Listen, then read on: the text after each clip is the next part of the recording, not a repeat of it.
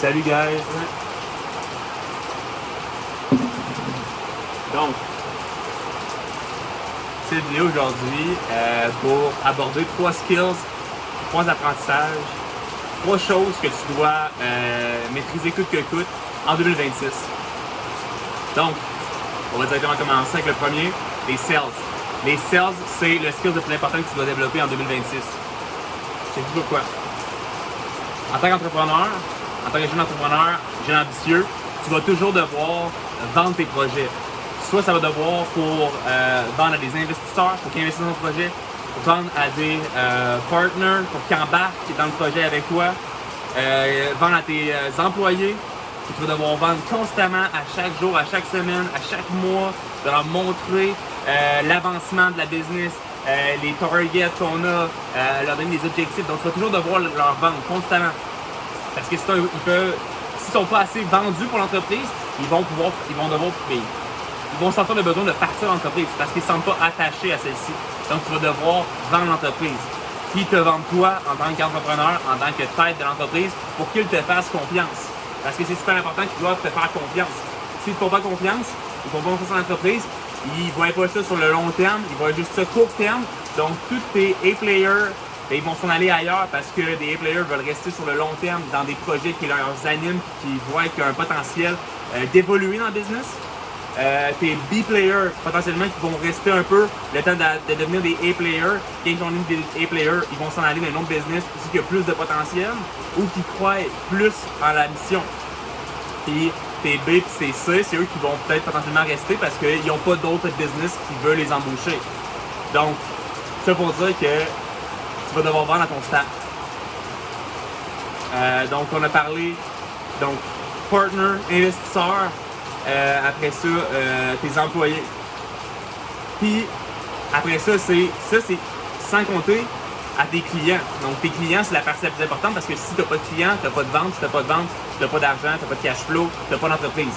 Donc, tes clients aussi, super gros point. Comprenez que c'est les sales, les gens ils pensent automatiquement aux clients, mais dans les 3 autres parties aussi, c'est des sales au final.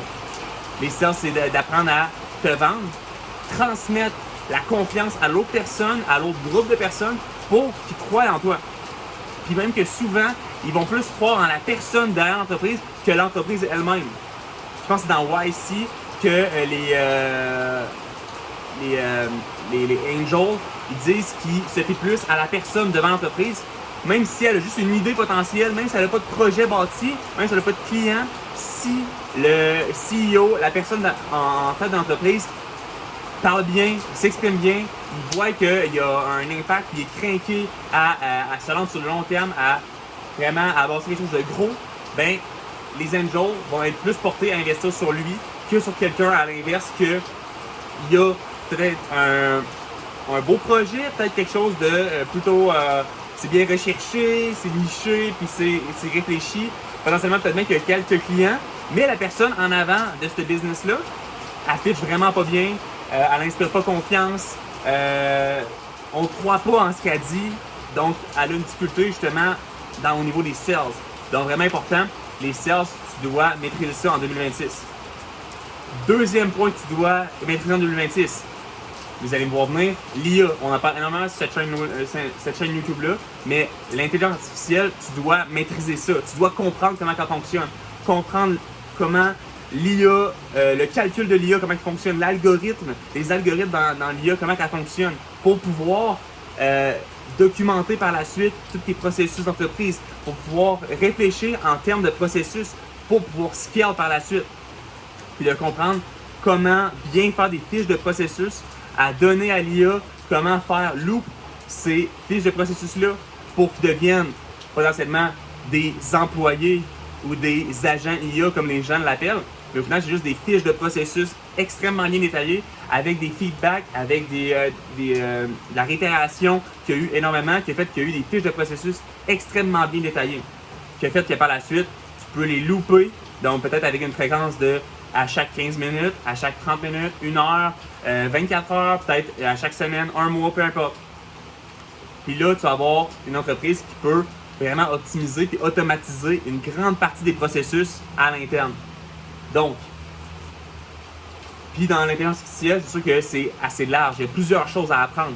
Mais c'est sûr que je pense que juste commencer à utiliser Claude Code, apprendre à utiliser dans le terminal directement, apprendre à faire des automatisations, potentiellement apprendre à faire des fiches de processus, apprendre comment les loops fonctionnent, apprendre aussi peut-être dans l'architecture de softwares aussi, comment ça fonctionne.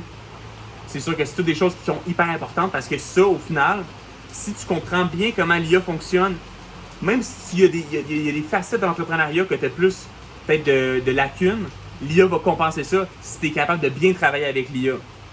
Mais pas l'inverse. Donc, l'IA, tu dois la maîtriser, tu dois apprendre à l'utiliser. Donc, écoute des vidéos YouTube de gens qui la maîtrisent.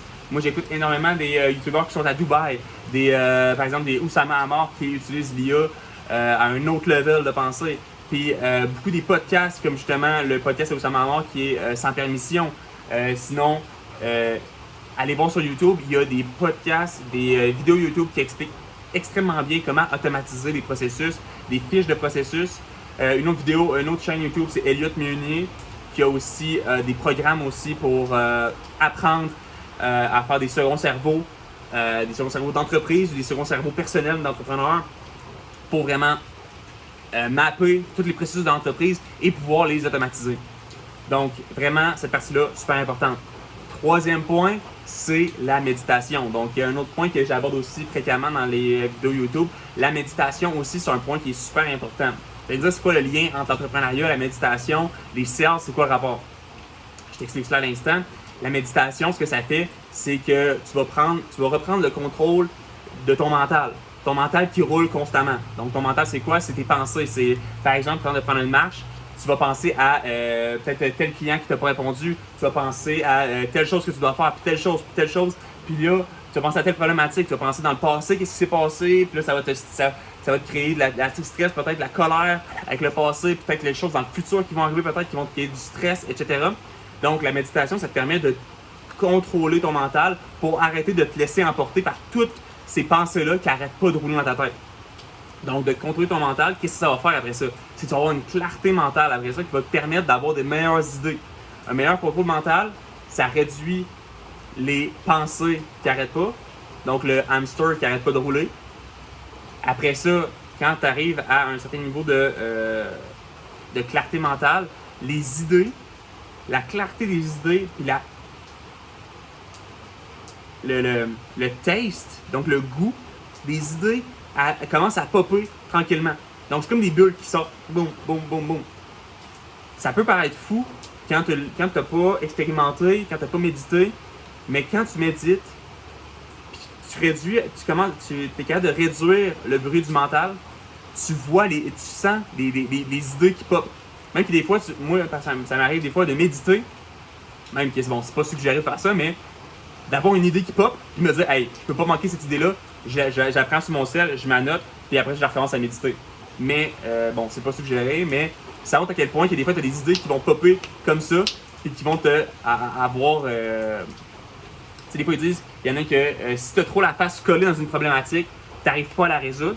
Ben, c'est un peu le même principe. La méditation, c'est un step back que tu fais un peu sur toutes tes problématiques, toutes les choses qui arrivent, pour après ça avoir des meilleures idées, puis pouvoir mieux attaquer, mieux cibler l'angle d'attaque pour régler la problématique. Donc, si on fait un résumé, sales, super important parce que tu vas devoir vendre à tout le monde de ton entreprise. Donc, partner, employé, tes clients, donc, tu vas devoir vendre à tout le monde tes projets, ton ambition. Ils vont devoir croire en toi. Donc, ça, c'est un transfert de confiance. Après ça, l'IA, juste à commencer à utiliser Claude Code dans le terminal, essayer de le maîtriser, de comprendre comment il fonctionne, écoute des vidéos là-dessus. Puis 3, médite. Commence à méditer, commence à t'intéresser à ça, la méditation. Parce que ça peut paraître fou, on se dit que ça n'a aucun rapport, c'est juste des moines bouddhistes qui font ça, mais il y a énormément des gros entrepreneurs de ce monde qui méditent chaque jour parce qu'ils voient le potentiel, puis ils voient la qualité, puis la clarté mentale que ça procure. Puis ça peut être vraiment toxique si tu n'arrives pas à contrôler ton mental quand tu roules une business. Parce que, ça, écoutez, je pense qu'on va en parler à une prochaine vidéo. Donc, ciao guys!